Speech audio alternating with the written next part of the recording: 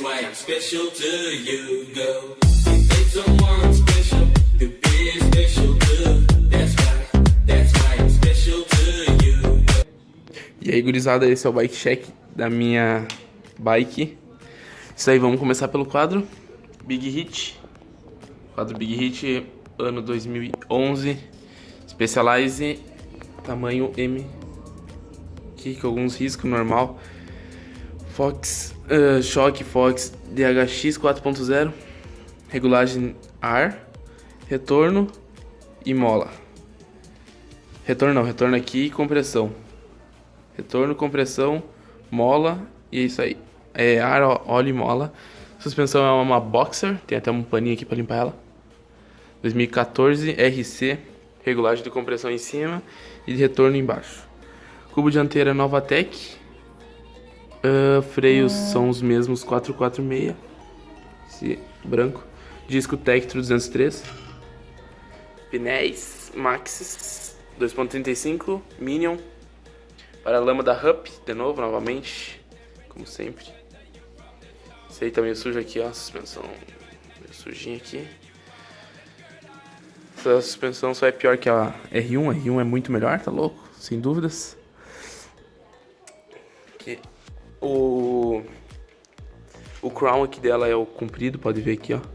Não é aquele curtinho, curtinho. Esse é o maior. Mesa integrada Sunline, azul. Guidão dourado da Bomb. É o mesmo. 9 velocidades agora. Aqui. Manoplas Haiwan. Meio zoada essa aqui. Porque eu tinha uma outra que não tava riscada, mas não tava fechando, o parafuso tinha zoado. Eu botei essa. Braçadeira Selim Gills, dourado. Selim Specialized. Homing Evo de gel. Ele é muito bom esse selim aqui. Canota eu não sei. Guia Mob, Hype, dourada. Aí, fazia tempo que eu queria achar uma guia dessas. Pedal Fame, também dourado, né? Normal. Pé de vela Roosevelt. Câmbio Tiagra. Os dois aros são VMAX. 9 velocidades aqui, da Shimano. Cubo Stout da Specialized. Specialized Stout. E disco traseiro 180 Tektro também. Deixa eu mostrar o cubo aqui, ó.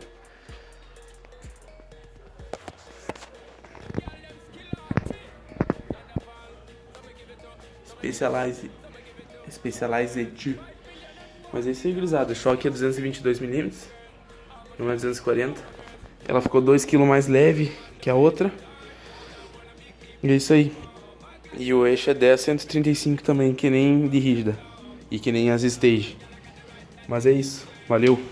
Ih, faltou uma caixa de direção Kenny Creek. Deixa eu ver se faltou mais alguma coisa. Não, isso aí.